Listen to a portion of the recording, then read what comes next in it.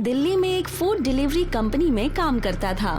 आज वो अपना ड्राइविंग लाइसेंस रिन्यू कराने के लिए आरटीओ ऑफिस आया था, जहां उसे अपने स्कूल का फ्रेंड शुभम मिल गया। दीपक, क्या तुम भी ड्राइविंग लाइसेंस बनवाने आए हो? ड्राइविंग लाइसेंस तो मैंने बहुत पहले बनवा लिया था, जब मैंने फूड डिलीवरी का काम शुरू किया था। मैं रिन्यू कराने आया हूँ। यार, मैंने भी फूड डिलीवरी का काम शुरू किया था, पर मुझसे हो नहीं पाया। लाइन बहुत लंबी है, हमारा नंबर आने में टाइम लगेगा। चलो चाय पी लेते हैं। शुभम और दीपक आपस में बातें करने लगे। तुम्हें याद है, हमारी क्लास में मुकेश नाम का एक लड़का पढ़ता था। उसने भूत प्रेत के डर से सुसाइड कर लिया था। हाँ, मैंने न्यूज़पेपर में पढ़ा था। मुझे हैरानी होती है, आजकल भी लोग भूत प्रेत की बातों में यकीन करते हैं। पहले मैं भी ऐसा ही सोचता था कि भूत प्रेत जैसा कुछ नहीं होता, लेकिन एक बार फूड डिलीवरी के दौरान मेरे साथ कुछ ऐसा हुआ जिसने मुझे आत्मा भूत प्रेत जैसी बातों पर यकीन करने के लिए मजबूर कर दिया। क्या हुआ था तुम्हारे साथ, जरा मुझे डिटेल में बताओ। ये बात 2017 की है।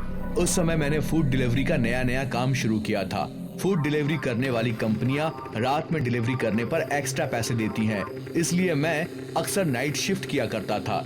एक बार रात के 11 बजे नॉर्थ दिल्ली के बंगलो रोड से एक ऑर्डर आया। चांदनी चौक के एक रेस्टोरेंट से फूड पिकअप करके बंगलो रोड पर बंगला नंबर 41 में पहुंचना था। हेलो, हाँ मैम, मैंने आपका ऑर्डर पिकअप कर लिया है। आधे घंटे में पहुंच जाऊंगा। मैं फोन काटने के बाद बाइक स्टार्ट कर ही रहा था कि किसी ने पीछे से मेरे सर पर हाथ मारा। पीछे मुड़कर देखा तो कोई भी नहीं था। मैंने बाइक स्टार्ट की और पूरी फुल रेस देकर आगे बढ़ने लगा। तभी एक पागल औरत अचानक रोड पर दौड़ती हुई मेरी बाइक के सामने आ गई। दीपक अपनी बाइक अचानक से रोकता है। मरना है क्या? दिखाई नहीं देता, बेवकूफ कहीं की। इससे पहले कि मैं उस औरत से कुछ कह पाता, वो अचानक से गायब हो गई। मेरा फोन फिर बजने लगा। हाँ मैम, बस मैं पहुंचने वाला हूँ। हाँ, मुझे पता है, बंगला नंबर 41 में पहुंचना है ना। करीब 10 मिनट बाद मैं बंगलो रोड पर पहुंच गया। अनफॉर्चुनेटली उस समय मेरी बाइक का पेट्रोल खत्म हो गया।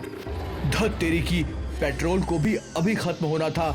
मैं बाइक से उतरकर हाउस नंबर देखते हुए पैदल बाइक लेकर चलने लगा। 20, 21, 22। तभी इस बार किसी ने पीछे से मेरे बाल पकड़कर खींच दिए। मैं बुरी तरह डर गया। फूड डिलीवरी करने वाले बैग में मैंने एक हाथ घुसते हुए देखा। मेरे हाथ पैर बुरी तरह से कांपने लगे जब मुझे पता लगा कि पीछे बैग से हाथ निकलकर मेरे बाल खींच रहा था। मैंने बाइक स्टैंड पर लगाई और 2 फीट दूर खड़ा होकर बैग को देखने लगा। उधर वो औरत जिसका खाना पहुंचाना था, वो मुझे बार बार फोन करके पागल कर रही थी। हेलो, हाँ मैम, मैं बंगलो रोड पर पहुंच चुका हूँ। बस कुछ मिनट में आपके पास पहुंच जाऊंगा। I am sorry ma'am, I am really sorry. बस कुछ मिनट में मैं आपके पास पहुंच जाऊंगा। मुझे बैग से खाना निकाल कर डिलीवरी करना था, लेकिन मेरी बैग के पास जाने की हिम्मत नहीं हो रही थी। बैग हिलने लगा और बाइक से नीचे गिर गया। कुछ देर बैग में कोई हरकत नहीं हुई। मैं किसी तरह हिम्मत करके बैग के पास गया और बैग को खोला, पर बैग में कुछ नहीं था। फूड रखा हुआ था और उसके ऊपर खून से लिखी हुई एक पर्ची थी, जिस पर लिखा था बंगला नंबर 47। मुझे फूड डिलीवरी करना था बंगला नंबर 41 में और पर्ची में लिखा था बंगला नंबर 47। कुछ समझ नहीं आया कि मेरे साथ क्या हो रहा है। तभी पीछे से मुझे एक और डिलीवरी बॉय आता हुआ दिखाई दिया।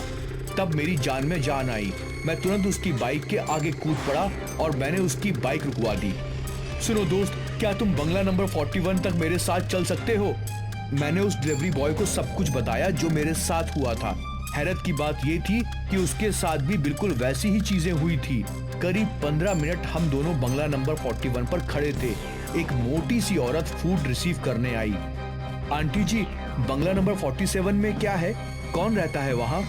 क्या तुम्हारे साथ भी कुछ अजीब चीजें हुई, जैसे किसी पागल औरत का अचानक बाइक के आगे से निकल जाना या बैग में पर्ची?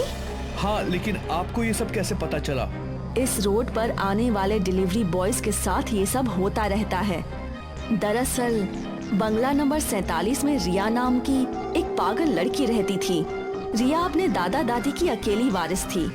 राकेश नाम के एक आदमी ने पैसों के लालच में रिया से शादी कर ली।